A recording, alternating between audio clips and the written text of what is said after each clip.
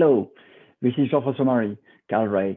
Very nice to have you here for this SDC2021 presentation. I'm going here to explain how it's nice to have SPDK implementation on a Manycore and many node system with comparison to a SPDK just running on one system. So how we took benefit of the parallelism. If I go into the details about the abstract of this presentation, yes, first I will cover what are Manycore systems, how they have been designed, how we can use them, and then in the second part we're going to cover how we have implemented SPDK on the top of that Manycore system. It's very much like having SPDK running on many nodes, many x86 type of systems with a current view from a user perspective. So this is quite unique because today SPDK implementation is just running on one node. What if you have many nodes, right? So this is about this presentation. About us, so I'm Jean-François Marie, I'm Chief Solution Architect here at Kalray.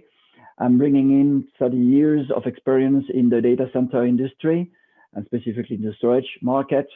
I'm here to bring innovation, to develop the new products, and to help think ahead in terms of the new feature we could bring, leveraging NVMe and NVMe-OF, which are the new things, really the new protocols to take benefit of the latest generation SSDs.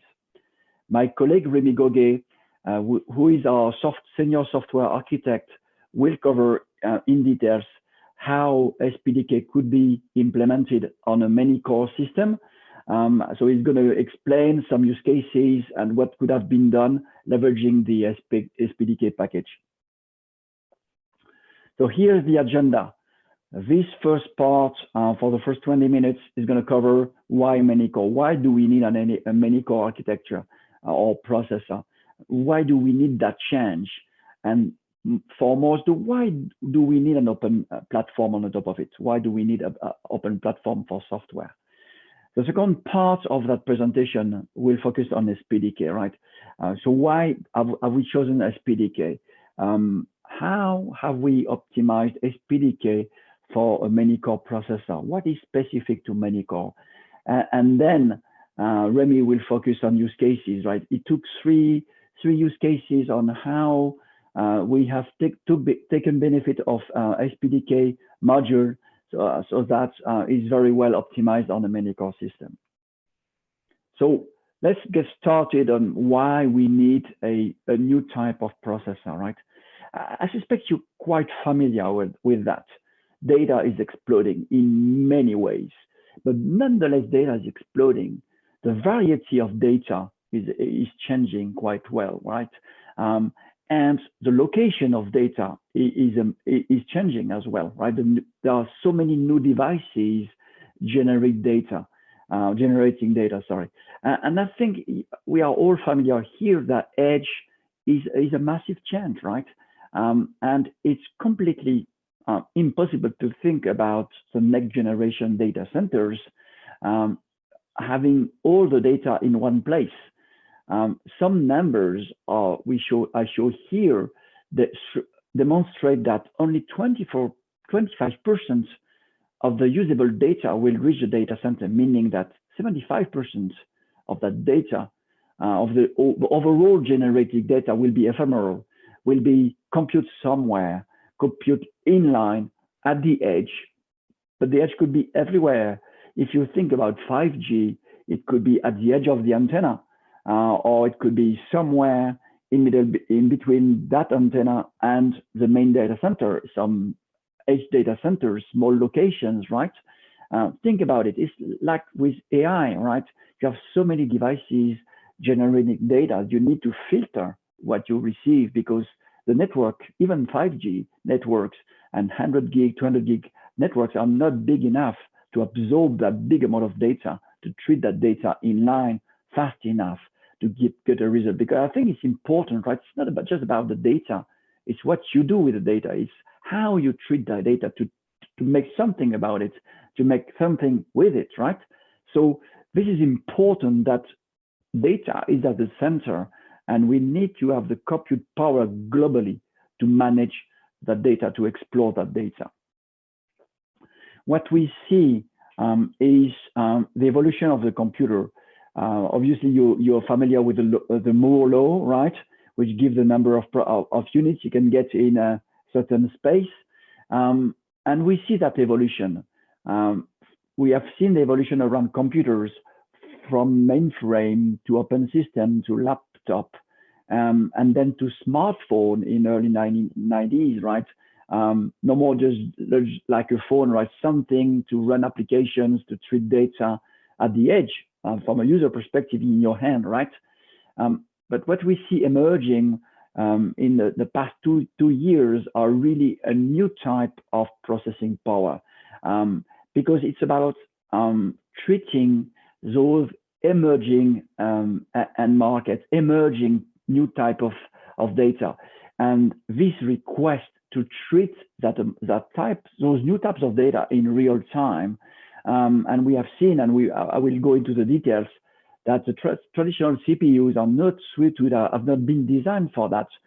So the industry need built from the ground up data-centric unit, really to treat that from the edge to the data centers in order to be very efficient and to treat inline data. So if we compare what we have on the market today, we have those multi-processor, multi-threaded x86 AMD-based type of processing power, right? It's well known, well established.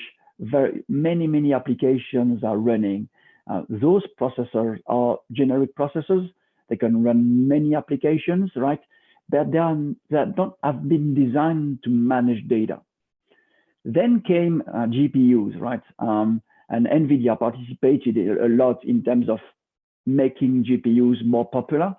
GPUs are those graphical optimized systems or matrix calculation optimized system to treat in parallel many things, but really specific. So it's well suited for neural networks, right? Because those matrix multiplications, those mathematical applications can run very well on GPUs. But again, it's not a data-centric unit. That's why you need something different. And DPUs or Manycore processor have been designed to treat data from the beginning, right? So it's a new type of architecture. It's non-blocking. When you think about doing things in line, what you don't want is, because one process takes the word processing power, that all other processes are completely locked. You need something real time. You need something predictive, right? You need to have quality of service in how you treat your data. That's why you need to think completely different on how your processor has been designed, right? We will see the details here. So this is an example. This is what we are doing at Kalray, right? Just to name one example on what a Manycore processor is.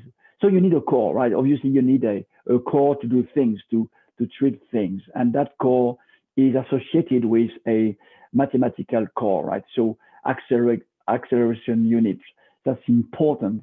That core power has been designed to really treat data, to accelerate algorithms around data, to be very efficient for things like Reed-Solomon, for encryption, and you name it, right? All those new algorithms you put around data to put value out of that data. Then, obviously, you need more than one core, right?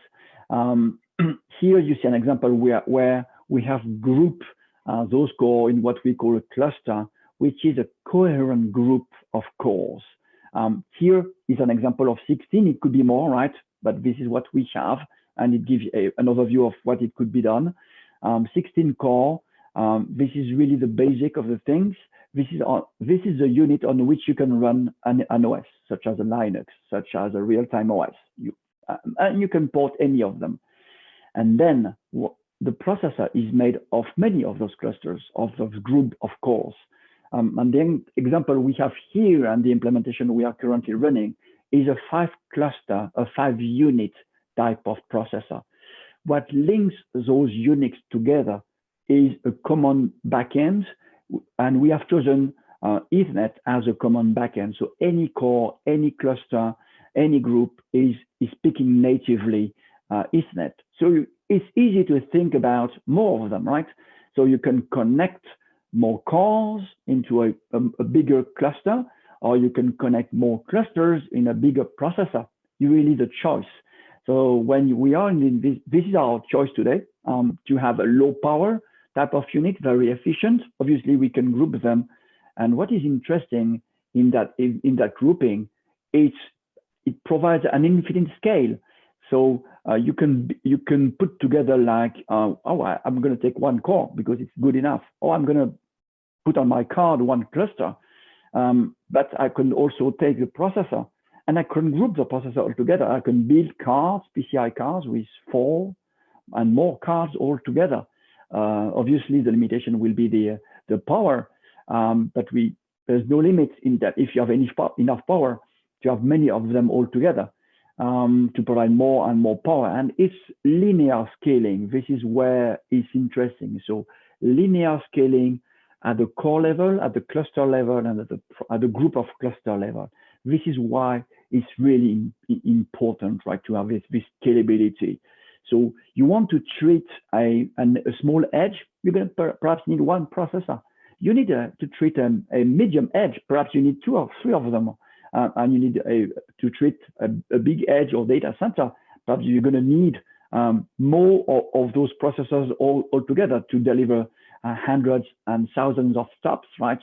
And the good thing is the way you program that is the same because the software has been thought about scalability. And that's why when you think about storage and SPDK, scalability is very important. So just a summary here, when you think about MANYCORES, DPUs, as it is named in the industry, even if we can do more, right? First, you need high computing efficiency. And I named some examples, right? We need those to treat those algorithms to manage data very efficiently, right? The thing which is more and more important is power efficiency. The example I've shown here can deliver the power I talk about within the range of 30 watts. Think about your x86. How many watts? If you look at the latest AMD or x86, we are speaking about 300 watts or plus. So this is like a 10x ratio. When it comes to managing edge, you don't have that much power. You need to be really efficient. Third, you need to be easily programmable. You need to have an open platform. And I think having this orientation around SPDK and others, we are thinking about C, C++, OpenCL for massively parallel compute. That's very important, right? You don't want to have something like FPGA with a specific language which is complex to program. You want something you find developers for, right? That's very important. Also, you want to be able to handle massive parallelism because you have those many heterogeneous critical tasks to run at the same time. So you want to be able to run real time, but hard real time, not soft real time. You need predictability. And those MANYCORE have been designed to be predictable. Obviously, you need low latency, right? When we are speaking about data management, we are referring to microsecond, not millisecond anymore. So predictability within that microsecond range is really which has driven the design of those DPUs. And as I said, right, scalability is very important. This is really the heart of the things. And when you think about storage devices handling more and more data, you need all those features. You don't want something which is closed. You need something with new algorithm because you have new type of data to manage. You need to enhance your compression algorithm because you have new factors or new models, etc. So you need to have this evolution, an open evolution, and community is very important for that. So if we look at the open standard and framework we are speaking about here, SPDK, you need some, you're going to fit, it perfectly fits here, right? And what we have done as an example is to use SPDK. We'll go into the details in the second part of this presentation. And what is well known in the storage industry as well, and how you treat things, is you need a control plane to control the devices, to program them, to manage them, and you need a very efficient and fast data plane, and you separate them. And this is what you have in SPDK. You have the control plane and you have the data plane. And here on our example, you remember that cluster orientation, 5 cluster. So one is dedicated to the control path running a Linux, very easy because you have a lot of drivers, you can handle SSDs, you can handle HDDs, and other protocols that, than just NVMe-OF, TCP, and Rocky. And we have a very light real-time OS, which is really the underlying things running a very efficient TCP/IP platform and RDMA UDP-based platform to support NVMe, right? And SPDK on the top of it. So SPDK and then the layers underneath, which I will go into the details of the platform. But this is really the success of that, right? It's not just SPDK alone. SPDK is important because it provides openness. It provides many modules available from the community today, but there are far more things underneath to make that combination, SPDK and Manycore, a successful platform. So here, like a summary of the things you can do, right? You have a DPU hosted on a PCI Gen 4 card, 2 lines, 100 gig. Okay, so this is the hardware. This is nice. You've seen the results. You have seen the numbers. Completely open. What is important when it comes to build a storage target controller, right? You need easy management, and it's important to support standard Redfish, Swordfish, SPDK, or standards, and that's very important. This is completely widely opened to be included in many frameworks. When you think about OpenStack, when you think about Kubernetes, support Dockers, all those platforms now support SPDK, right? So it's very easy when you support SPDK to be integrated into those platforms. Obviously, you need very fast interfaces, right? I mentioned here 100 gig.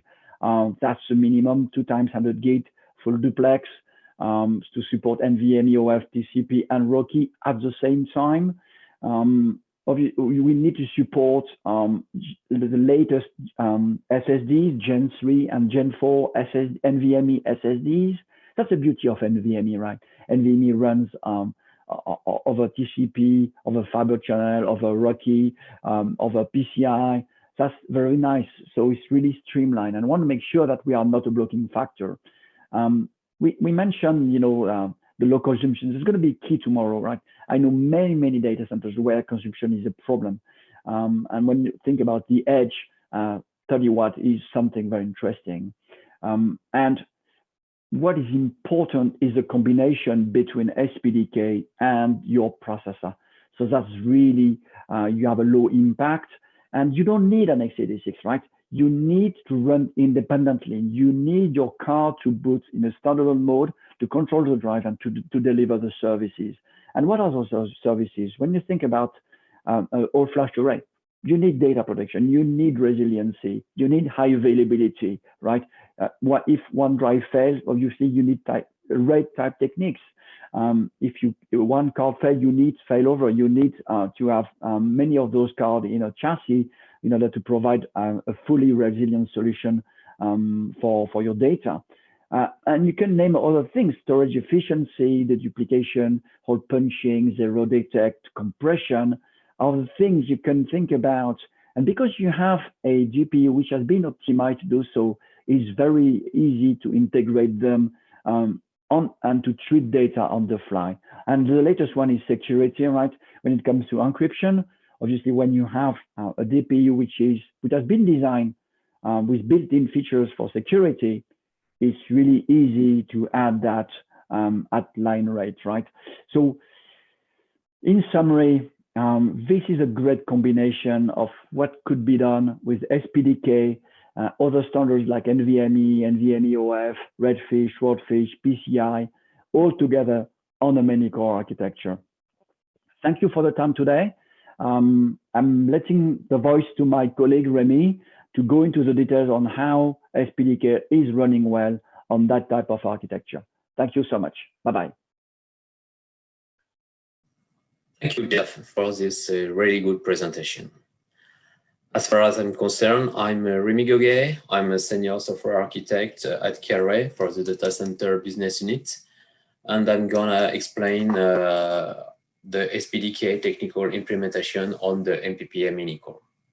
First, I will recap the SPDK architecture and why we selected SPDK as a storage framework. Then we talk about the SPDK optimization for the Manycore and the technical challenge to implement SPDK on our architecture. And finally, I will cover several use cases to show you the potential of the SPDK on MPPA.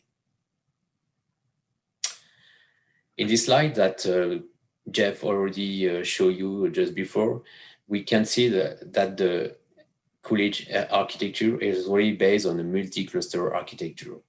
Each cluster in the center is composed of 16 cores and can be considered as an autonomous and independent SMP system. This means that each cluster can run a specific and independent operating system. A typical example is one cluster running Linux operating system, which is dedicated to control plane, and 4 clusters running a real-time operating system dedicated for data plane.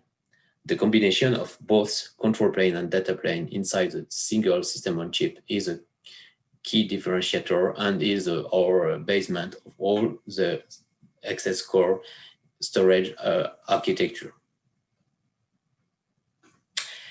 Before entering into detail how we managed to port SPDK on such an architecture, let's have a quick recap about SPDK architecture and software layer. SPDK stands for Storage Performance Development Kit and is an open source user space framework dedicated for high performance storage and in particular targeting NVMe storage. It is composed of block storage protocol, basically NVMe over Fabric, either RoCE or TCP, but also ISCSI. It also has block storage services, also known as BDEV, and this is a key point to customize SPDK application. It can provide storage services like RAID, caching, cryptography, compression, and logical volume. Then you have the block storage provider, mainly NVMe, but also a provider to connect to Linux block device like IO Ring and Linux asynchronous IO, but also VirtIO. And finally, you have all the lower layer, the driver, mainly the NVMe driver, but also VirtIO driver. The NVMe driver has a capability to either address local NVMe device or remote ones using NVMe over Fabric Initiator function. On the integration part, it provides integration with orchestration like OpenStack Cinder or a stack like Ceph, but also some tools like FIO or the old CLI. Why we selected at Kalray? Why we selected SPDK as our software framework? SPDK performance is really based on concurrency, which it totally fits the Manycore approach as well as the NVMe paradigm based on high number of IO queues. Basically, instead of having a context switch, we dedicate core to execute specific tasks. This way, we prevent having interrupt and link, and everything is performed by polling. There is no lock, and every communication between threads will be used message passing. We will use message passing. Concerning the threading model, A thread running on a dedicated core will handle many connections, and all those connections will be pulled in an asynchronous way. There will no interrupt, no context switch, and a low memory overhead. Of course, we also selected SPDK because of the open source aspect. It has continuously new features. The latest one is the CNS support. The fact also that people can develop features on the Intel platform and then port it later on with MPPA seamlessly is really interesting. Of course, we also benefit from integration with software orchestrator like OpenStack or Kubernetes. And finally, it's scalable and really efficient. The fact that it's lockless, it's based on pooling, is really important for us. And the fact that we can customize the block device layer by providing storage services like compression, deduplication, and RAID has a really good advantage. If we look in more detail about this SPDK application event framework, we can see that each core executes the same thread, and the thread is made of several components. A reactor, which is basically the scheduler that is pinned to the core, which executes several pollers. Pollers are basically tasks running on a reactor and checking on asynchronous events.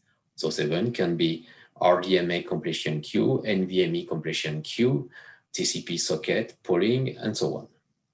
In case cross-thread communication is needed, SPDK application event framework provides events in order to communicate between threads in a lockless way.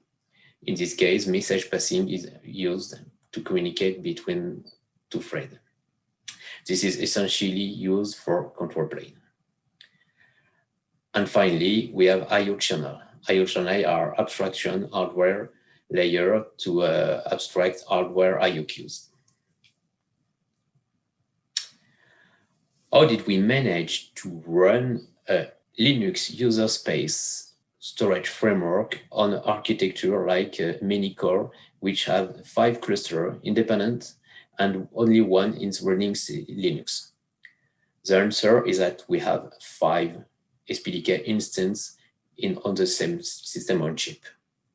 One, of course, is running Linux and is dedicated to control plane and exposed to external world, and 4 data plane clusters are executing one independent SPDK instance on each cluster. Note that it's not a Linux one, that we have ported SPDK on this proprietary light operating system.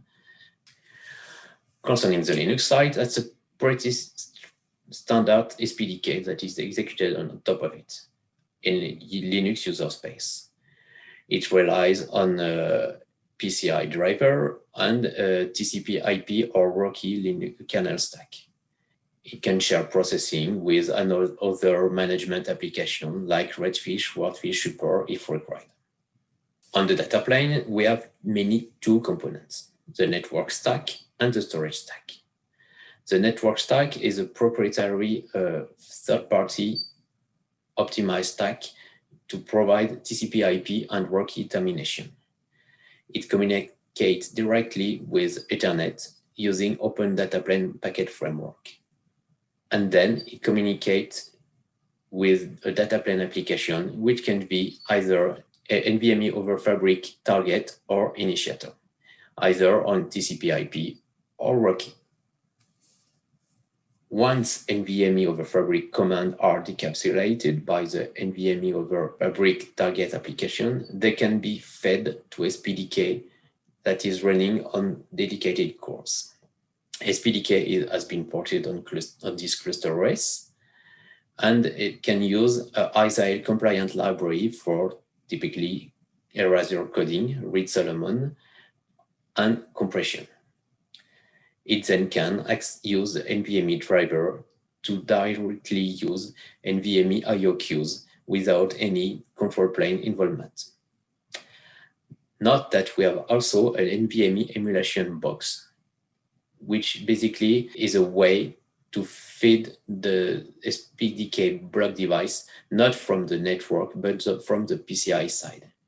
This typical use case will be detailed later on. The whole picture, we can see that it's complete and modular software framework based on optimized SPDK for both data plane and control plane. And the fact that it's open source and we can port easily from some block device layer from x86 to MPPA make it really open to partners. The conclusion is that SPDK on MPPA is a really optimized Manycore implementation. We have multi-instance SPDK implementation, 5 SPDK instances on these 5 MPPA cluster, one for Linux, mainly for control plane, but also for non-accelerated protocol. Typical example is ISCSI. And 4 instances of SPDK running on the data plane for IO queues only. But from the external world, it's important to hide this complexity. A single SPDK, the Linux one, is seen from the external management and will behave like a proxy for configuring all the data plane SPDK instances. It's a really modular block device abstraction layer. BDEV can be fed from the network side, of course, like a NVMe-over Fabric target, but also from PCI using the NVMe emulation PCI interface. Or even, we will see later on, by inter-cluster communication paths. SPDK, of course, have been ported on a proprietary lightweight operating system. For this, we removed the DPDK environment abstraction layer and replaced it by Open Data Plane environment abstraction layer. Also, we optimized the cache implementation by pipelining, which means that some core are dedicated to networking, basically TCP/IP or Rocky termination stack, and others are dedicated to run SPDK block device abstraction layer. And last but not least, we have a really inter-cluster I/O communication, mainly because we have shared memory between the clusters. We have a share nothing approach between SPDK instances. That's really important, that we don't want the SPDK to share their metadata or their structure. It will require to have complex cache coherent system. To provide this share nothing approach, the idea is to create a parallelism by striping I/O from the NVMe-over Fabric or NVMe origin. This means that we won't have any copy between I/O exchange between SPDK instance, and we have 0 copy as well between Linux SPDK and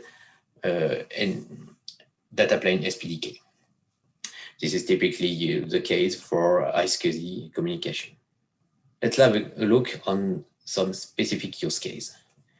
The first one is the distributed logical volume support. Having a NVMe-over Fabric target is good, but having the capability to add some storage services like logical volume is really an advantage. In order to have a share nothing approach between SPDK instance and to have the blob store local and not sharing the metadata between SPDK instance, we have to stripe the I/O to different clusters. This way, we ensure that each data plane cluster manage a logical volume and a logical volume store that won't be shared with other data plane clusters. This approach works seamlessly with PCI or network target interface. The fact that we have shared memory between clusters implies that we are not obliged to perform memory copy when communicating I/O between clusters. We have 0 copy on data block located in shared memory area. This shared memory can be either global memory or local cluster memory. They are all accessible by any cluster. Of course, this approach to have data plane cluster and to have striping is scalable with multiple MPPA architecture with a shared memory shared over PCI. And as I previously mentioned, this multiple SPDK management is totally hidden by Linux SPDK instance, which acts as a proxy regarding our SPDK RPC. Typical figures right now is 1 mega IOPS for a logical volume in NVMe over Fabric TCP target. Another use case really interesting is the capability to use the ISCSI on the Linux side to perform ISCSI HDD caching. In this case, ISCSI volume created by the Linux SPDK will be exposed to NVMe over Fabric and will be cached by local NVMe SSDs. Open Cache Framework, OCF, has been ported on the SPDK data plane. NVMe IOs are striped to several data plane clusters, again to ensure that independent OCF layers do not share any metadata between clusters. We still have the raw copy on data block located in shared memory area between data plane and Linux. And the data plane and the Linux is performing the ISCSI initiator because this protocol cannot be accelerated easily and parallelized easily. Latest use case, the NVMe to NVMe-OF initiator. As previously mentioned, SPDK block device can be fed by network protocol, but also by PCI NVMe emulation. The typical use case for this is to provide NVMe over Fabric connectivity for bare metal cloud environment or operating system without NVMe over Fabric support. This is the case for Windows, for example. Using the PCI SRIO-V functionality, we are able to expose a high number of virtual functions and then high number of NVMe logical volume to x86. Backend could be local, typically NVMe SSD inside the server that we will control using the PCI peer-to-peer functionality, or backend can be remote, typically a remote drive using the NVMe over Fabric TCP or RoCE initiator. Typical figure are 2 mega IOPS for local backend device or 1 mega IOPS if we want to access address device using NVMe TCP. The conclusion is that using this block device and multi-instance SPDK, we are able to construct and to use several use cases and still have the high performance. If you have any question, thank you.